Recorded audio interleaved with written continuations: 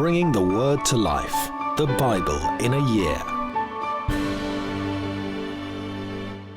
When Jabin, king of Hazor, heard of this, he sent word to Jobab, king of Madon, to the kings of Shimron and Akshaph, and to the northern kings who were in the mountains in the Arabah, south of the Kinnereth, in the western foothills, and in the Narabbath door of the west, to the Canaanites in the east and west, to the Amorites, the Hittites, Perizzites, the Jebusites in the hill country, and to the Hivites below Hermon, in the region of Mizpah.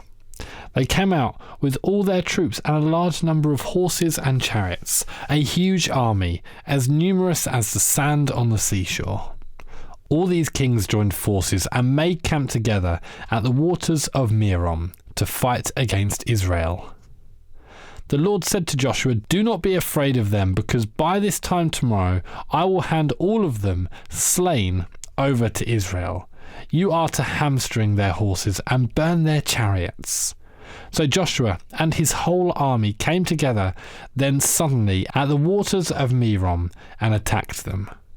And the Lord gave them into the hands of Israel. They defeated them and pursued them all the way to Greater Sidon, to the Merceloth Meam, and to the valley of Mizpah on the east, until no survivors were left. Joshua did to them as the Lord had directed. He hamstrung their horses and burned their chariots. At that time Joshua turned back and captured Hazor and put its king to the sword. Everyone in it they put to the sword. They totally destroyed them, not sparing anyone that breathed, and he burned Hazor itself. Joshua took all the royal cities and their kings and put them to the sword. He totally destroyed them, as Moses, the servant of the Lord, had commanded. Yet Israel did not burn any of the cities built on their mounds, except Hazor, which Joshua burned. The Israelites carried off for themselves all plunder and livestock of these cities, but all the people they put to the sword until they completely destroyed them, not sparing anyone that breathed. As the Lord commanded his servant Moses, so Moses commanded Joshua, and Joshua did it. He left nothing undone of all that the Lord commanded Moses. So Joshua took this entire land, the hill country, all the Negev, the whole region of Goshen, the western foothills, the Arabah, and the mountains of Israel with their foothills, from Mount Hawk, which rises towards Seir, to Baal-Gad in the valley of the Lebanon below Mount Hermon. He captured all their kings and put them to death. Joshua waged war against these kings for a long time. Except for the Hivites living in the Gibeon, not one city made a treaty of peace with the Israelites, who took them all in battle. For it was the Lord himself who hardened their hearts to wage war against Israel, so that he might destroy them totally, exterminating them without mercy, as the Lord had commanded Moses. At that time Joshua went and destroyed the Anakites from the hill country, from Hemron, Debir, and Anab, from all the hill country of Judah, and from all the hill country of Israel. Joshua totally destroyed them and their towns. No Anakites were left in Israelite territory. Only in Gaza, Gath, and Ashdod did any survive. So Joshua took the entire land, just as the Lord had directed Moses, and he gave it as an inheritance to Israel, according to their tribal divisions. Then the land had rest from war. These are the kings of the land of whom Israelites have defeated, and whose territory they took over east of the Jordan, from the Amron Gorge to Mount Hermon, including all the eastern side of the Arabah.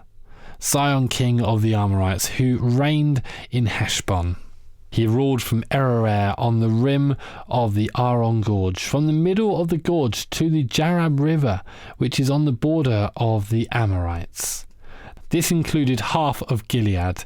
He also ruled over the eastern Arabah, from the Sea of Galilee to the Sea of Arabah, to Beth Jeshimoth, and then southwards below the slopes of Pisgah, and the territory of Og of Bashan, as one of the last Rephanites who reigned in Ashtaroth and Edrei. He ruled over Mount Hermon, Selakash, all of Bashan, to the border of the people of Gersha of Makkah. and half of Gilead to the border of Sihon, king of Heshbon. Moses, the servant of the Lord, and the Israelites conquered them.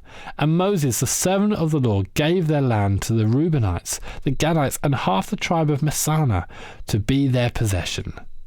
Here is a list of the kings of the land that Joshua and the Israelites conquered on the west side of Jordan, from Baal-gal in the valley of Lebanon to Mount Halak, which rises towards Seir. Joshua gave their land as an inheritance to the tribes of Israel according to their tribal diversions. The land includes the hill country, the western foothills, the Arabah, the mountain slopes, the wilderness, and the Negev. These are the lands of the Hittites, the Amorites, the Canaanites, the Perizzites, the Hivites, and the Jebusites. These were their kings. The king of Jericho, the king of Ai, the king of Jerusalem, the king of Hebron, the king of Jarmuth, the king of Lachish, the king of Eglon, the king of Gezer, the king of Debir, the king of Gedir, the king of Hormah, the king of Arad, the king of Libnah, the king of Alumah, the king of Makkedah, the king of Bethel, the king of Tappuah, the king of Hephah, the king of Aphek, the king of Lasharon, the king of Madon, the king of Hazor, the king of Shimron-Meron, the king of Ashbah, the king of Taka, the king of Megiddo, the king of Kedesh, the king of Jochiam in Carmel, the king of Dor, the king of Goyim in Gilgal, the king of Tirzan, 31 kings in all. Proverbs 23. When you sit to dine with a ruler, note well what is before you, and put a knife to your throat you have given to gluttony. Do not crave his delicacies, for that food is deceptive. Do not wear yourself out to get rich. Do not trust in your own cleverness. Cast but a glance at riches, for they are gone, for they will surely sprout wings and fly off into the sky like an eagle. Do not eat the food of a begrudging host. Do not crave his delicacies, for he is the kind of person who is always thinking about the cost. Eat and drink, he says to you, but his heart is not with you. You will vomit up the little you have eaten and will have wasted your compliments. Do not speak to fools, for they will scorn your prudent words. Do not move an ancient boundary stone or encroach on the fields of the fatherless, for the defender is strong, and he will take up their case against you. Apply your heart to instruction, and your ears to words of knowledge. Do not withhold discipline from a child. If you punish them with a rod, they will not die. Punish them with the rod, and save them from death. My son, if your heart is wise, then my heart will be glad indeed. My inmost being will rejoice when your lips speak what is right. Do not let your heart envy sinners, but always be zealous for the fear of the Lord. There is surely a future hope for you, and your hope will not be cut off. Listen, my son, and be wise, and set your heart on the right path.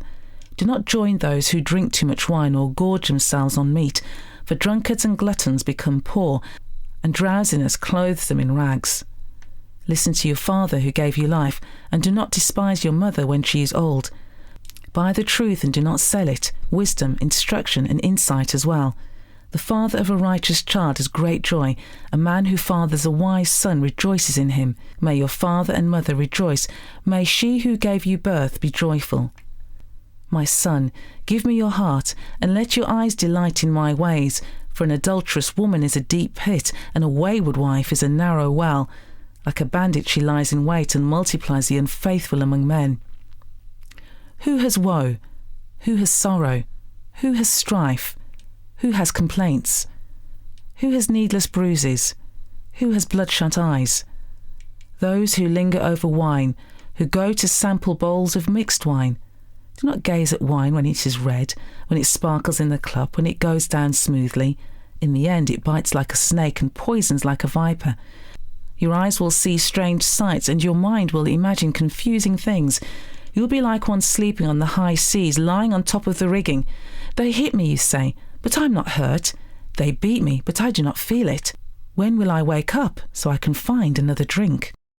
Psalm 149. Praise the Lord. Sing to the Lord a new song, his praise in the assembly of his people. Let Israel rejoice in their Maker. Let the people of Zion be glad in their King. Let them praise his name with dancing and make music to him with timbrel and harp. For the Lord takes delight in his people. He crowns the humble with victory. Let his faithful people rejoice in this honor and sing for joy on their beds. May the praise of God be in their mouths and a double-edged sword in their hands to inflict vengeance on the nations and punishment on the peoples, to bind their kings with fetters, their nobles with shackles of iron, to carry out the sentence written against them. This is the glory of all his faithful people. Praise the Lord. For more resources to help you bring the word to life, go to premier.org.uk/Bible.